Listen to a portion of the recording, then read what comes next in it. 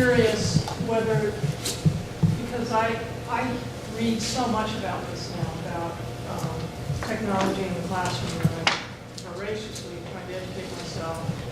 But I'll read an article that says, well, it's not as good as the teacher. Well, it's better than the teacher being there. Well, it's not so good as the. I mean, what's your thought about the online courses? You know, I put myself through a couple of Coursera courses, of which I have now completely failed because I don't have the time to complete them. I took one from Hong Kong University. It was fascinating, actually. But I'm wondering if there's a way to judge the value of this. Now, I'm talking about online courses. And then I've got one more question about digital learning in the classroom. Well, I think that comes back to not all online courses are created equally. So a totally self-paced course, and every student is different. Some students, the research is saying that some students are more capable of taking online courses and they adapt to it. People have different learning styles. But I think to answer that question simply is we look at the INACOL standards, the online learning standards, and high quality online courses that help students through it, that differentiate, that develop that collaboration. I think students can be highly successful on it. I think we're just learning how to do it. I know that I'm just learning how to do it. That's why I was so pleased with that comment this summer. And some online learning, I'm very concerned that a lot of online learning is not as robust and not high quality, and that scares me. And that's why I think we're committed in our OTE with teachers to be leaders that will shape online learning of the future and make it that high quality based on those INACOL standards. And that's exactly what our students say when they go out and look at different online courses in K-12 environments. They say some of them are amazing, few of them are amazing, and some of them are developing. And I think you're exactly right. We have to figure that out. One of the things that I found interesting in the course that I took, the thing that wowed me about it, this is probably not news to all of you, but it was a type of science course. And they asked us to do experiments that we could do at home. And then they graphed the experiments. And suddenly, because this is online, and it told us how many students are enrolled in the program and how many participated in these experiments. And the most powerful thing for me was there are 30,000 people in the world who are doing the exact same experiment with me globally. And I have to say that was something that kept bringing me back to the course because I was fascinated by that. Right. Because and I'm interested in what that would feel like also for a 10th grader in Georgia to know that their fellow students around the state are doing the same thing at once. I think there's a value and excitement to that. Well, that's a great high quality experiment where that's engaging, authentic kind of learning. So that's going to engage the online learner, whether they're in a face-to-face or an online environment. That's a lot more interesting than going through PowerPoint slides and writing a summary, which is a lot of what our online learning is. Right? Really? Oh gosh, no. Yeah. It was the complete opposite. Yeah. Some So you had lunatic a great university experience. teaching. Yeah. Okay. I wanted to add a comment to what she was saying about student engagement and online learning, because I think a lot of people see digital learning as sort of the panacea for access, right?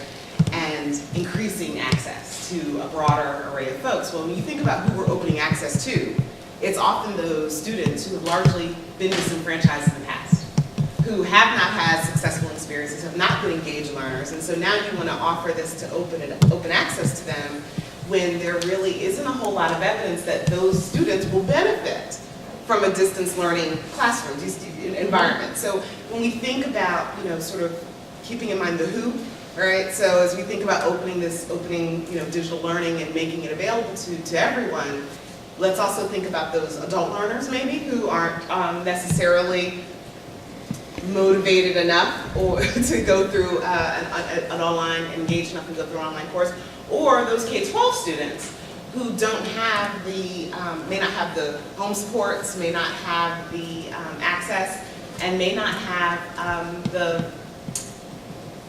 I'm trying to think of the word, those learning skills that many of us take for granted about how you learn and how you engage in a course and get what you need, and that's not cheap. You can do it online, but it's not necessarily cheap to do. This business of connecting me to others taking the course felt really exciting to me. And that's one of the major characteristics of a MOOC, at least the original MOOCs. There are C MOOCs that are connected MOOCs, and then there are X MOOCs that are trying to be scaled that may not have all that connectivity. But the original MOOC intent was for you to learn from a node, all nodes all over. In other words, the instructor is not the know-it-all. The instructor brings some knowledge, but all the participants bring other knowledge, and then they connect that knowledge, aggregate that knowledge, and they learn from each other. So you get that connectivism, and it's based on connectivism learning theory versus behavioral or cognitive learning theory that you're more of your X MOOCs. Now, we can talk more about that in about a year, because in January, KSU, Department of Instructional Technology, is launching our first MOOC. And so it happens to be a MOOC on Introduction to Online Learning. So it's going to be free to all Georgia educators. So let your teachers know. It's an introduction to online learning, and it will, and we're even considering possibilities of credit, possible transfer credit for the first course in the online teaching endorsement. So that's where MOOCs are headed. And we weren't here to talk about MOOCs today, but we are on that, and in about a year we'll be able to tell you how many people signed up, how many people completed, and actually went on to receive participation credit, etc. And another fascinating topic for later is really what an online teacher does. I mean, just in my own experience, how my career has changed after 26 years of what it means to design online courses, and then I train people to teach them with me. It's just a whole different career, same theory, but a lot of different things. Very, very difficult, a lot of fun. And one of the things I think, Dr. Redish, that you talked about was the push of the mother rule at the PSC, the Professional Standards Commission, has provided to you to be a state-issued lever point of policy change on campus. That's something that state policy was changed, and you can go back to your faculty and say, we've got to do it. So and with the focus of this task force being to make policy recommendations at the state level, where do you see other holes at state level policymaking where we could incentivize campuses to make better decisions? So we want all campuses to do what KSU is doing. We want all faculty to be bought into this mission. And you pointed to the mother rule as one state policy change that's helping do that. Do you see other holes or other opportunities that would help you push people, or that would help us push other campuses that are a little bit more reluctant? I pointed out the word exposure because that scares me, and I laugh because exposure can be defined in many different ways. So some people may say, well, if we just put a little bit of that in the tech course, then they've been exposed and we may comply. And I'm like, well, that's not how I define exposure. So I was hoping for a stronger verb, like online student teaching, moving us in the online student teaching direction. So now we can start with the observations in online environments, because it is good for a teacher to just be exposed and be put in an online course and watch the interaction among the students and the teacher, just to see how online learning works. That's great. That's a first step. But then we need to get them into those courses actually teaching a part of that lesson or unit or whatever. And then we need to move toward fully engaging them in online student teaching. So, I feel like that's coming. The mother rule will move us along. But we have to have the infrastructure in place. We have to give the teacher education programs an opportunity to go out and get the partners that they're going to need to make this happen first. And so it will take us a little bit of time. So as long as the legislation continues to move along and the mother rule continues to move along and the language mandates, then it helps us, leverage that and do that at the university. But, you've got to remember, we have so many policies and so many requirements that we have this thing called EdTPA you may not have heard of, where every teacher is having it, and so we're struggling with that, and I don't mean struggling, but that's a challenge for us to fully implement that this year. We have new accreditation standards that have to be fully implemented this year, and now we're talking about the changes as it relates to technology this year. So just like K-12, you're constantly overwhelmed by all the mandates and policies. We are too, and this is just one of the smaller ones on the bigger plate for us. But one of the barriers would be credits and time. Like I said, if we want to teach the pedagogy and teach them how to teach online, you can't just throw them in the online student teaching and say, go student teach. They have to be taught how to teach online, just like they're taught how to teach in a face-to-face environment. So being able to figure out what is in all those list of requirements that now might not be relevant anymore, that we can pull off to make space for more virtual type of instruction. And the Board of Regents will, I'm sure, be working on that and talking with the PSC on that. So the kinds of conversations we're having now are there things that we used to do that we don't need to do anymore? You hear rumors, for example, of folks still teaching teachers how to do a bulletin board, which classroom management is another one, right? And so classroom environment and what you do with your classroom, how you prepare your classroom, how you make a environment that is a safe and appropriate environment for learning is important. But how much time it takes in the curriculum, I don't know. And is that something that might be better learned in service from, let's say, their new colleagues than learned? We don't know. And Kristin asked about policy issues. So right now, with the new EdTPA assessment, we're trying to figure out there are a whole lot of challenges around videotaping in classrooms and consent and privacy issues that we're trying to grapple with and figure out who are all the players that we need to bring to the table to be able to do that in a consistent, standard, statewide way.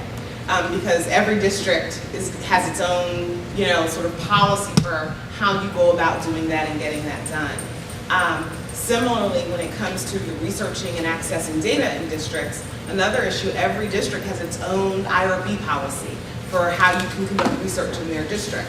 There's no standard for how we can think about accessing student data and doing not just course-based research, but real action research that teachers and pre-service teachers and in-service teachers can use, particularly since most of our colleges work with multiple districts. They're not just working with one district, they've got 5 or 6 districts that they're trying to negotiate. I have one more question. Sure. I promise this is my last one. Yeah.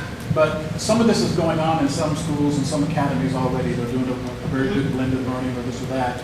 Is there any effort or ability of your student teachers when they're going out to be able to select a classroom that has the type of teaching they want to do?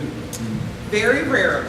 So, and if you guys want to jump in, and I'll let you know, but when we talk with our field experience coordinators and our folks that are actually working to do placements in schools, what we find is that it has become increasingly difficult to get any placement, let alone the best placement. And a lot of that has to do with the fact that, you have teachers who are actually saying, you want to come here and you want to take over my class for the entire month of March or for the end of February and the first half of March, and they've got a CRCT coming up and I'm not all that comfortable with giving up my class for 8 weeks in the middle of the spring when they have their state tests coming up. Or you have folks saying sometimes you still have situations where you may have a principal who might say, Mrs. Smith down the hall really could use some help. She may not be the best teacher, but boy, she could use an extra pair of hands in that classroom. So we're going to place a student teacher with her. And then you do have, and I don't know if this is a policy issue or not, but you have the idea that it's, again, school by school, district by district in terms of what placement looks like and what the expectations for placement are. One of the things that we also talk about a lot when it comes to the importance of our K-12 partnerships for preparing teachers is that it is written not only in our state approval guidelines, but in our national accreditation guidelines to be able to present evidence about the quality of our partnerships. So there is a tremendous amount of accountability on the part of colleges of education for what they do to try to make that work, and not as much on the K-12 side, right? So that's not to say that they aren't interested in the quality of teachers that are coming to them. But their first priority, of course, is going to be to their students and to what's going on in their building. And they've got so much going on, and they've got their own issues with capacity, that it's not often, placement of student teachers isn't often the priority, I guess I should say.